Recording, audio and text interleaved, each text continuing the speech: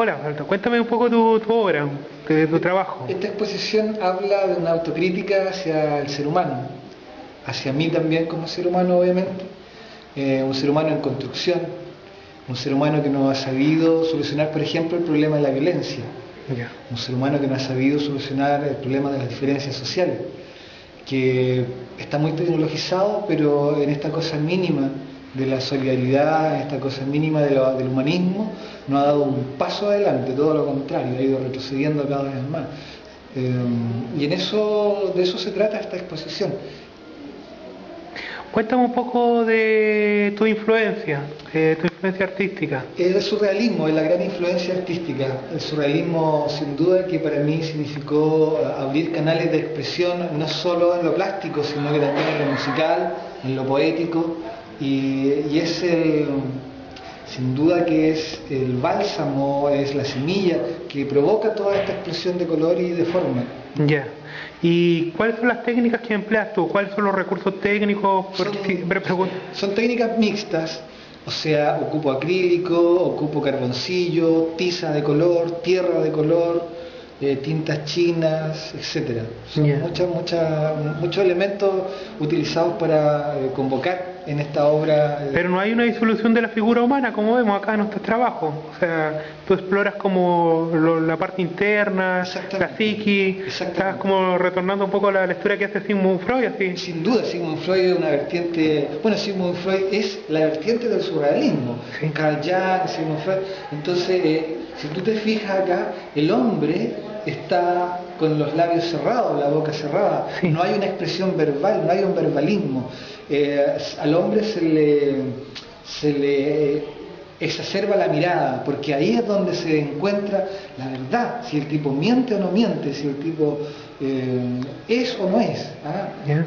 Así que por eso que se exacerba la mirada y el rostro en construcción, a veces un rostro por lo general asexuado, porque no se habla de un hombre como género, sino que se habla de un hombre como todo, hombre o mujer.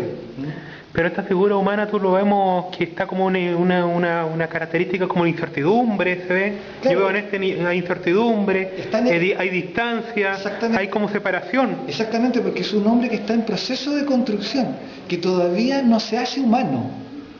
Todavía le falta para ser humano, le falta lo que te digo, le falta solucionar su problema de la violencia, del egocentrismo, solucionar, etcétera. Todos los antivalores que hoy día son lo que domina a esta sociedad. La belleza involucra factores tremendamente nefastos para la sociedad y esos son los que prevalecen. Entonces, por eso este hombre es así, está en construcción, está completamente... Pero tú tienes como un miedo al que el hombre se transforme en máquina, ¿eh? Una maquinación, o sea, sí, un ritualismo de la máquina, que la máquina impere. Exactamente, porque veo que el hombre vaya con este exceso de tecnología, el hombre se va acercando a eso, a un ser frío, autómata, que responde a órdenes superiores solamente. Y no responde a su verdadera humanidad. Cuéntame un poco lo que tú estás viendo acá en el arte actual que se hace en Puerto Montt. ¿Cómo lo ves? ¿Cómo ves el lenguaje? ¿Para dónde va? No tengo muy claro para dónde va el arte de Puerto Montt, porque me gusta un poco esa diversidad que existe. No soy un crítico en ese sentido, sino que valoro siempre el trabajo de mis compañeros, tremendamente. No hago una crítica muy constructiva, hago una crítica de un sentido súper constructivo, ¿no? Para nada destructor o mofándome o no sé nada, sino que simplemente apoyando el trabajo y ojalá dándole ideas como para que surja más creatividad. ¿Y el arte dónde va? ¿En este siglo XXI? El arte a veces siento que va hacia un exceso que se aleja del origen. Por buscar la originalidad cae en lo excéntrico. Y origen, debemos recordar etimológicamente que la originalidad viene de la palabra origen. Entonces, pretender buscar nuestro origen en algo, en un truco, en una pirueta, creo que no es la forma. Yo pienso que el arte debería ser el gran lenguaje unificador de la humanidad. Máximo, cuéntanos un poco de este trabajo que tú tienes acá, sin título, que es un trabajo al óleo sobre tela. Sí, evidentemente que siempre tratamos de alguna manera de definir una obra y generalmente yo no le coloco título a la obra porque mi propuesta es siempre como dejar el libre albedrío y que la persona pueda ser capaz de entregar su propio verso o simplemente buscar un factor común. Esto es una obra de tipo abstracto. ¿Escuela? ¿Alguna influencia de algún pintor que haya repercutido en este trabajo? No, es algo totalmente espontáneo. Me motiva mucho el colorido, a través del color poder expresar determinadas formas, determinado planteamiento o el lenguaje en sí, que me permite esto transformarlo en lo que hoy día está acá, que es un cuadro.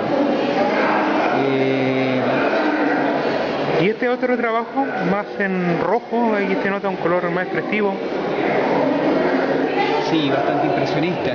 Yeah. También se utiliza el tema de lo que es la abstracción, que permite de alguna manera acercarnos a nuestro sentir, a nuestra forma de vida, a la importancia que nosotros podemos darle al color rojo, ¿cierto? La fuerza, ¿cierto? Demostrar el ímpetu, la forma de cada vez poder luchar, ¿cierto?, contra las adversidades que se nos presentan a diario, pero en el fondo mi verso va más allá de ¿Esto de qué etapa son estas dos pinturas? Son una etapa, bueno, ¿en qué año? El primero tiene que ver con el año 2007 y este último realizado este año, 2008. O sea, estás tirándote una abstracción, ¿no? Evidentemente tu trabajo está influido por la abstracción, a una perspectiva de idea. Exactamente. Uno en la vida o a medida que va transcurriendo los años, la experiencia que tú vas ganando, te vas paseando o te das ciertos lujos, ciertos gustos y vas paseando por distintos estilos. En algún momento he sido muy realista, ponte tú, muy retratista de realizar personajes representativos, ¿cierto?, universales. En cambio esto de pronto te abre otra expectativa en cuanto de que la persona tiene que trabajar más para conocer o simplemente identificarse. Y tú estás trabajando con el tema del grosor en las pinturas, la textura acá. Cuéntame un poco algo de la técnica, de lo que empleaste en este trabajo. Bueno, en lo que está ciertamente empleado hay una utilización de una técnica mixta que es a base de látex y acerrín. Con eso uno genera una pasta, ¿cierto?, y va creando ciertas texturas. Ahora lo que a mí de alguna manera me permite, o la libertad que me genera el poder generar estas texturas, es porque en definitiva provoca cierto, ¿cómo se podría decir?, valor agregado muchas veces a tener que trabajar directamente con colores planos. Se generan sombras, se generan alguna cosa que va un poquito más allá de lo que es tan tradicional, pero es de alguna manera ir en una búsqueda, estar, pero como se dice, o valga la redundancia, en una búsqueda permanente. Listo, Marlene, cuéntame un poco de tu libro, que estás presentando acá en la biblioteca. Este es un libro que, como bien indica su nombre, es un registro de las cosas que para los ojos del mundo son muy trascendentes y que para otras personas no tienen ninguna importancia. No sé, un registro del polvo que se acumula, por ejemplo, en los muebles de la casa, en las mesas, en los objetos que tú tienes sobre las cosas o en los cuadros de las paredes, ese tipo de cosas.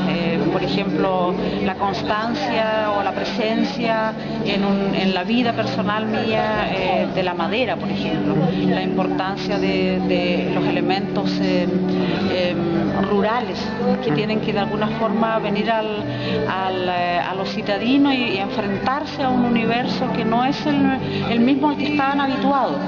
Eso es básicamente, es un registro, un recorrido por las cosas que de alguna forma son trascendentes y que sí tienen significancia en la vida de un poeta como yo. ¿Y en qué lugar se ubica esta obra comparado con tus anteriores trabajos? ¿Cómo lo ves tú? ¿En qué posición está esta obra? Yo creo creo que es un trabajo que tiene una mayor profundidad en el sentido humano. Creo que por ahí pasa todo. Estéticamente no me corresponde juzgarlo a mí, tampoco en realidad es algo que me quita el sueño.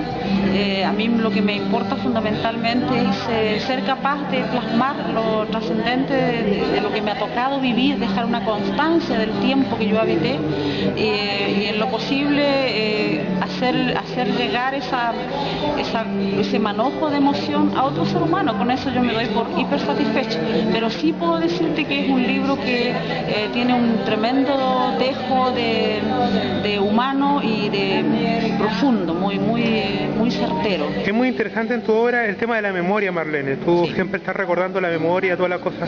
¿Qué significa la memoria para ti? Fíjate que básicamente desde la perspectiva literaria yo creo que no hay poeta que no trabaje con la memoria.